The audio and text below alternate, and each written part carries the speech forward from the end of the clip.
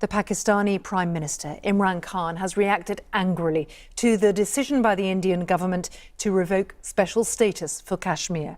He has threatened to report India to the United Nations Security Council, and he says Pakistan will fight this move at every forum.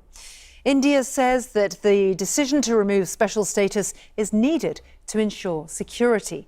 Indian-administered Kashmir, meanwhile, remains in lockdown. Here's our diplomatic correspondent, Paul Adams.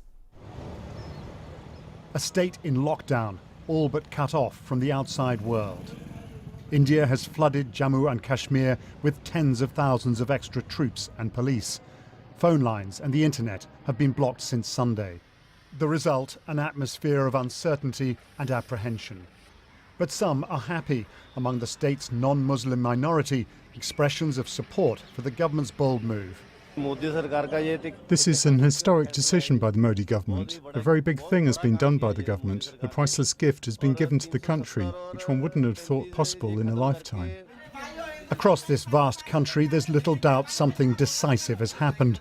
The Indian government breaking with more than 70 years of history. More news from Kashmir. The once peaceful mountain state. The former princely state joined Hindu-majority India in 1947, but only after India gave it special status.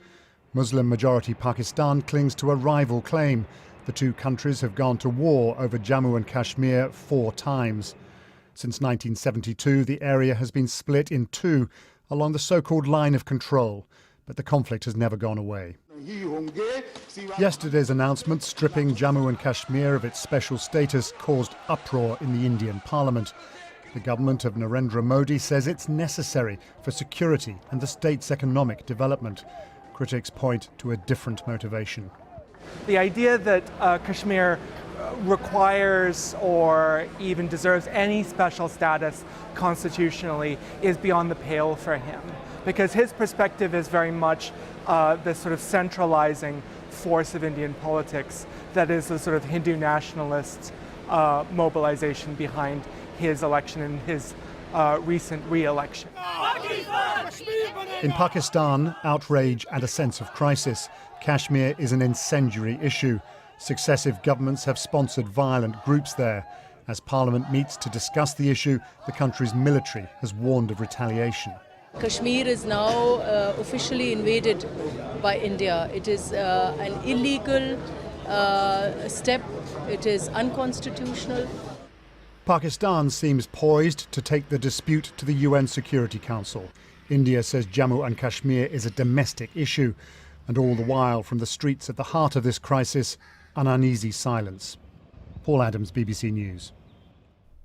Let's go to Islamabad now. We can speak to our correspondent, Asif Faruqi. Asif, tell us more about what the Prime Minister's been saying.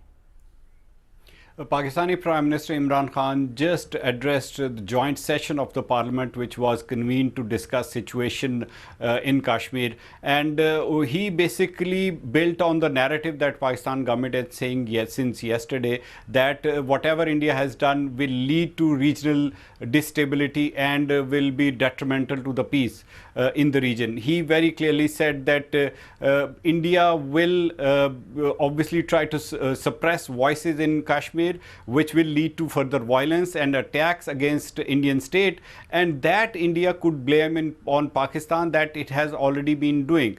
And at that point, Imran Khan was very clear in saying that if that happens and if India takes action against Pakistan this time around, it can lead to a conventional war between the two countries.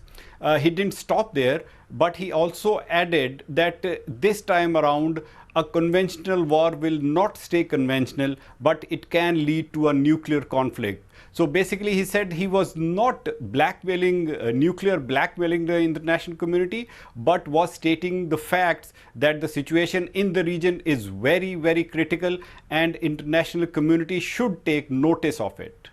It is a very dramatic statement. What exactly does he want the UN to do? Pakistan has been saying since yesterday that UN should come in and intervene and try to reverse what India has done.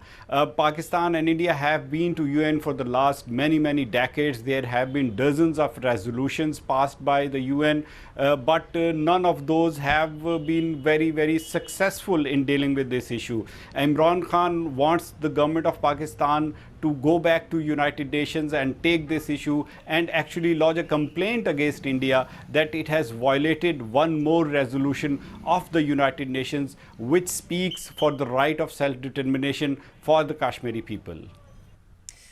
We're hearing very little from Indian-administered Kashmir. There is a security crackdown there and very little coming out. What about the Pakistani line? What about the other side of Kashmir?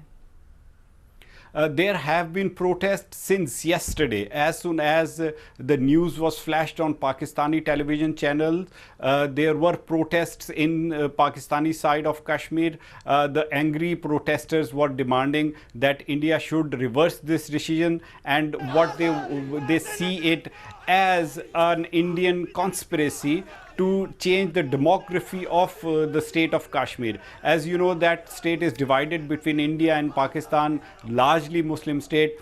By allowing the non-Muslims or non-Kashmiris to buy land and property in India and to get jobs in Kashmir, Pakistani protesters think that it's a conspiracy against the state of Kashmir and people of Kashmir, and they are being stripped of their own identity and not just by their conventional rights. Asif Faruqi, thank you for bringing us right up to date from Islamabad.